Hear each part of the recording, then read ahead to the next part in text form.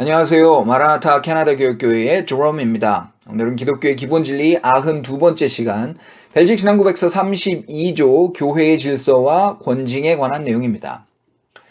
그리스도 교회의 영적 질서는 하나님의 말씀에 따라 회중 안에서 적법하게 선출된 직분자를 통해 세워집니다.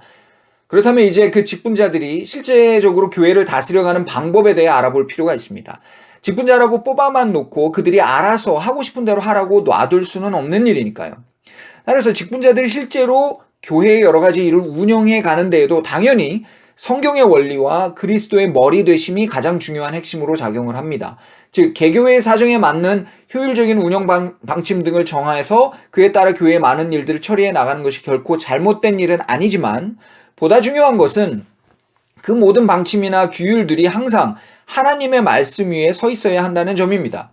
또한 하나의 교회가 홀로 존재하는 것은 결코 바람직하지도 않을 뿐만 아니라 모든 교회의 머리 대신 그리스도께서 원하시는 것도 아니므로 교회의 연합과 하나됨을 해치지 않는 건전하고 성경적인 기준을 세워서 그 위에서 개교회와 전체 교회들이 항상 올바르게 하나님을 섬기고 복음을 전할 수 있도록 힘쓰는 것이 필요합니다. 이런 근본적인 동의하에 기독교의 교회는 종교개혁 이후 항상 교회의 질서를 바로 세우고 올바로 다스려 나가기 위한 성경적 원리를 만들기 위해 노력했습니다. 대표적인 것이 개혁교회 Reformed Church의 도르트 총회에서 작성된 교회 질서 Church Order라는 것이 있고, 장로교가 중심이 되어 웨스트민스터 회의에서 채택한 교회 정치 Form of Church Government나 예배 지침 Directory of Public Worship 등이 있습니다.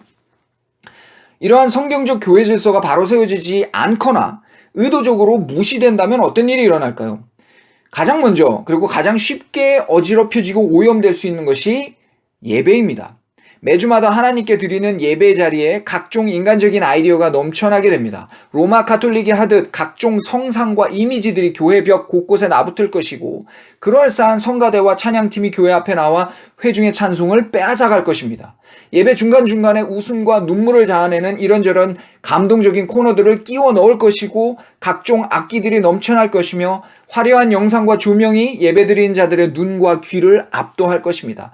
특정인의 간증으로 한두 시간을 때우며 그것으로 하나님께 예배드렸다 말하기도 하고, 국회의원이나 대통령 후보를 일으켜서 교회 앞에 인사하게도 할 것입니다.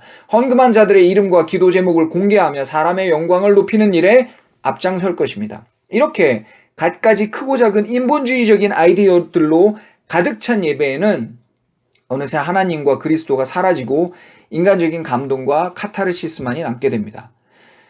교회의 질서가 바로 서지 않을 때 나타나는 또 한 가지 현상은 교회가 하나 되지 못한다는 것입니다. 같은 교단 안에 있는 교회인데도 여기 가면 이렇게 저기 가면 저렇게, 예배드리는 방식이 다 다르고 헌금하는 방식도 다 다르며 부르는 찬송도 다르고 직분의 종류와 상하관계도 다 다릅니다. 어느 교회에서는 교인인지 묻지도 않고 성찬에 참여할 수 있게 하고, 또 어떤 교회에서는 같은 교단 목사에게도 성찬의 상을 열어주지 않기도 합니다. 말 그대로 가는 곳마다 다 다릅니다.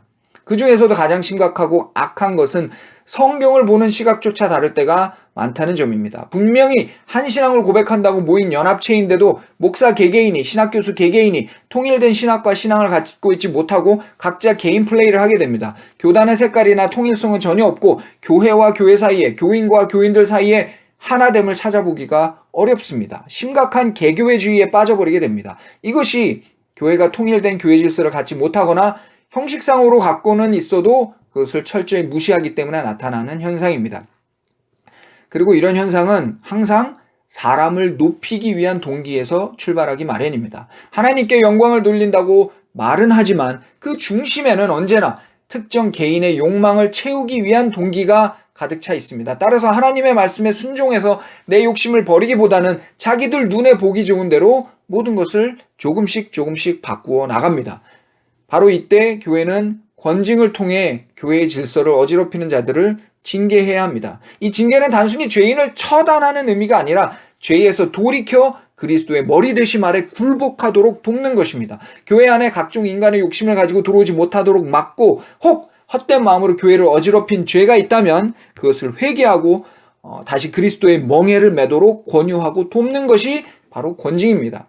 교회의 직분자들에게 주신 천국의 열쇠를 사용해서 죄인을 돌이켜 다시금 천국으로 인도하는 것, 이것이 권징과 출교의 목적입니다.